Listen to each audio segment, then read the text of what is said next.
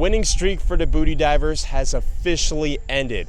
The Morehead City Marlins lose their first game of the 2025 season, donning the Crystal Coast alter ego to the Wilson Tobs 8-6, and we're here to break it all down on the Marlins post-game show. Christian Tobs alongside Lance Williams and Trey Keenis. This loss does snap a 3-game winning streak for the Fish, but Lance, there still were some positives to take away from this game tonight. 10 hits for the Booty Divers, 6 runs, 4 of which came off of homers. A lot of power on display at the plate again tonight. Yeah, a lot of power for sure. I mean, Nick Sturz hitting a 2-run bomb in front of his family was pretty cool. Nate Anderson, 2 hits as well for him. Pacheco and Jackson Tone, they each hit home runs. But it's an interesting offensive game, Christian. You mentioned the 10 hits. They also struck out 10 times, and they left 10 runners on base. So a lot of 10s, some good, some bad, but the home runs were cool and fun to see. Definitely a lot of fun when this team does show off the power.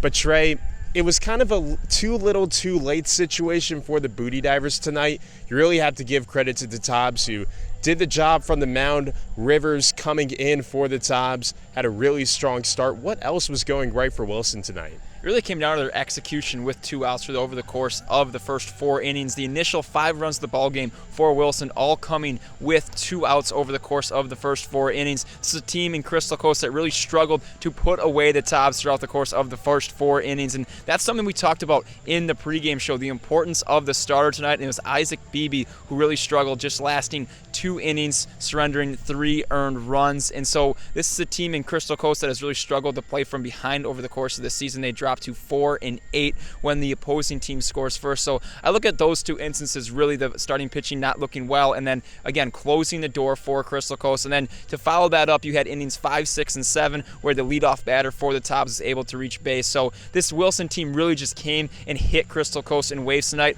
All 9 batters for the Tobs reached base tonight, and 7 of those recorded hits. So it was a complete offensive performance for Wilson that really just suffocated Crystal Coast early, and then they were able to sustain that lead over the course of the ball game.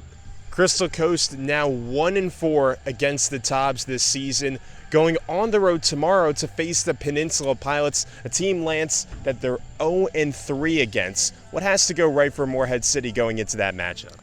Well, don't do what they did last time when they lost 15-0. They allowed, 4 home runs to the Peninsula Pilots. Obviously, the offense wasn't doing much as well. That was probably the worst loss of the season, one that you just kind of want to wipe your memory of. But still, outside of that one, the Peninsula Pilots just an excellent team all around. I think they're still first in the league in ERA. Then they have the guy Carlos Pena, the guy who you thought might have been drafted on Monday. He was not, but he is still there in Peninsula slugging the bat. Team leader in home runs, league leader in home runs. He's hitting north of 350 as well. He hit kind of 2 home runs last game these teams faced. The second one in the top of the 6th was nullified because the game was canceled there due to rain. But that guy is a serious problem for any team he faces. So when the Marlins travel to Hampton tomorrow, they have to keep out an eye for that guy. And still, on the other end of the ball, excellent pitching staff, so the offense has to continue to swing tomorrow.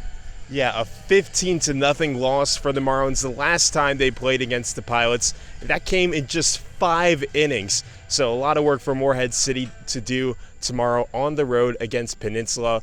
First pitch from Moore Memorial Stadium is at 7 o'clock.